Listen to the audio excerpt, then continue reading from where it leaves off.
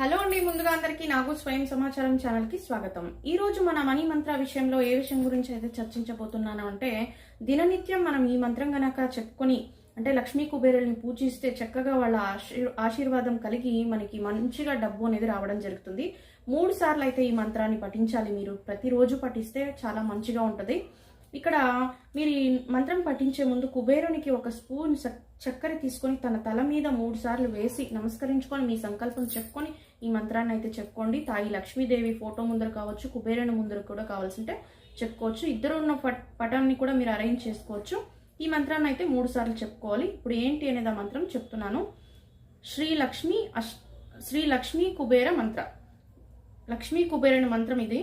ఓం శ్రీం హ్రీం మహా అష్ట ఐశ్వర్య సంపత్ ఆది దిక్ మహా కుబేర మంగళ సర్వభాగ్య సుదర్శన శంఖ చక్ర పద్మాగదాయుధ శ్రీ లక్ష్మీనారాయణ దేవాయ నమః. ఓం శ్రీం హ్రీం క్లీం ధన కుబేర దేవాయ నమః. ఓం శ్రీం హ్రీం క్లీం జ్ఞాన కుబేర దేవాయ నమః. ఓం శ్రీం హ్రీం క్లీం వీర కుబేర దేవాయ నమః.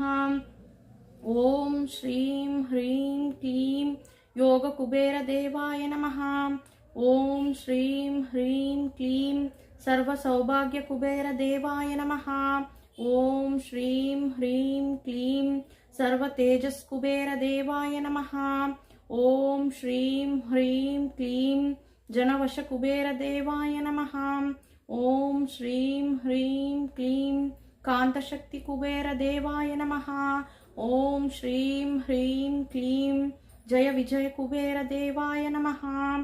ఓం శ్రీం హ్రీం క్లీం ఐం లక్ష్మీ శ్రీ లక్ష్మీ కమలధారిణ్యే సింహవాహిన్యే నమః. ఇదేనండి మంత్రం. ఈ మంత్రాన్ని మీరు ప్రతిరోజు 3 సార్లు అయితే పఠించినట్టయితే లక్ష్మీదేవి కృప అనేది మంచిగా ఉంటుంది. దాంతోపాటు మనకి దినం నిత్య కావలసిన అవసరాలకి ధనం మనతో పాటు ఉండాలి, లక్ష్మీదేవి డే బై డే వృద్ధి కావాలి అంటే మనకి కుబేరుని యొక్క ఆశీస్సులు కూడా కావాలి.